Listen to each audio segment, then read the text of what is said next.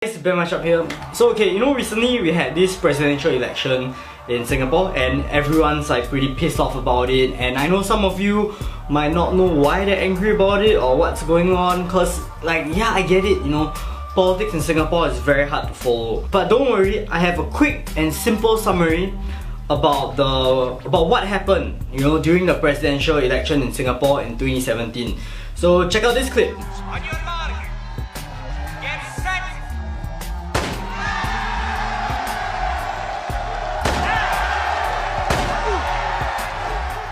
At which he won 14 gold medals.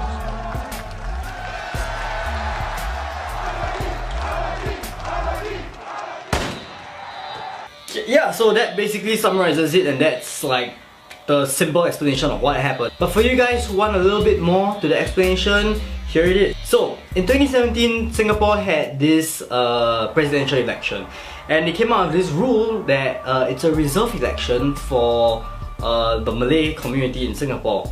Now the thing is, I don't think they knew the difference between Malay and Muslim, because for some strange reason, the only candidate to get a certificate of eligibility, which is a Singapore thing, right? If you're a minority candidate trying to run, you would have to get this certificate of eligibility to ensure that you're a minority candidate. So the weird thing is, this woman, Hilma Yaakob, yeah, I don't know if I'm pronouncing her name right, okay, but fuck it, okay.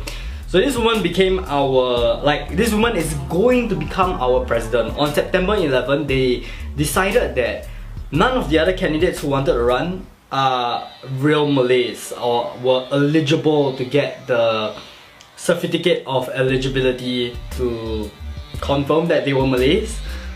And the weird thing is, like, the weird thing is that when you want to have an election and say only a certain race can participate in it, that's kind of fucked up, because that's not like meritocratic or democratic, you know. Like, and someone is the president, like the president basically doesn't have much power in Singapore.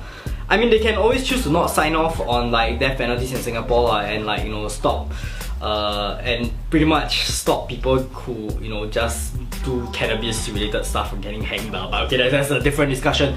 But the president pretty much doesn't have any power in Singapore. If anything, it's our prime minister who has the most power in Singapore. And get this, okay? 3 out of 3 of our prime ministers are all Chinese. Yeah? And 2 out of 3 were father and son, or son and father, vice versa, versus vice. Anyway, I'm digressing. So this is basically what happened. They reserved the election for only Malays. And then there was this whole debate going on of what is a Malay, you know, what is... are the candidates Malay enough and everything. And true enough, Hilma Yaakob was the only Malay enough candidate, despite the fact that she's actually Indian Muslim, because I think her dad's Indian, and traditionally in Singapore, you know, our IC has our race. But I don't know why our IC got our race there, because if I want to run as a minority candidate, right, my IC doesn't mean shit. I need to go and get the certificate of eligibility.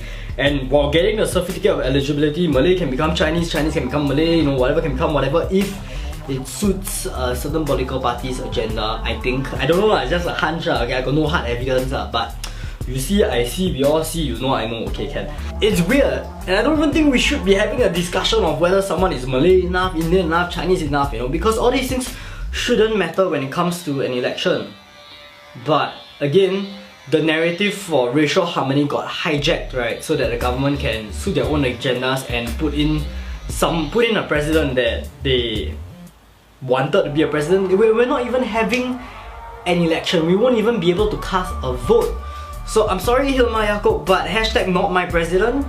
If there's any sliver of a hope of the people having a choice, right, they will correct it and make sure that, you know, we don't.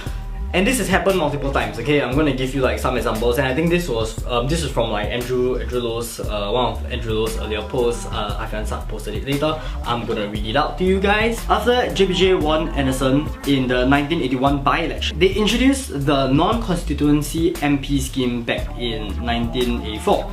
Then after JPJ and Cham Si Tong won seats in 1984, they introduced the GRC system in 1988. After Loh Tak Kiang won Hougang in 1991 and the SDP won 3 constituencies, they increased the size of GRCs from 3 to 4 to 5 to 6 in the 1997 GE. After Workers' Party won Aljunied in 2011, they introduced changes in the Town Council Act. After President Ong Teck Cheong became president in 1993 and questioned them about the reserves, they went back and changed the constitutional powers of the elected president in 1994, which allowed the government to bypass the president's scrutiny when sanitary boards and government companies transfer their reserves to the government. And now, Tan Cheng Block, who almost won the last presidential election, they once again gone back to change the constitution to introduce the reserve election, which allows them to bar all Chinese from an election, including someone like Tan Cheng Block. It seems that whenever there's a chance for someone to win that they might not like, they're gonna correct it. They would include more blocks, more obstacles, and it's really fucked up, and it shows you how insecure the PAP is. Because despite the fact that they had a landslide, victory or unanimous, a mandate victory where they got like about 70% of the population voting for them, they still don't trust Singaporeans to vote for the president that they want, even if it's a position that pretty much doesn't have much power. And I just think that that's fucked up. They pretty much stole this election from us. They cheapened our democracy. This is a problem, and we should not forget what happened in Singapore on September 11. #NotMyPresident. Anyway guys, thanks for watching. Like, share, subscribe. Bye.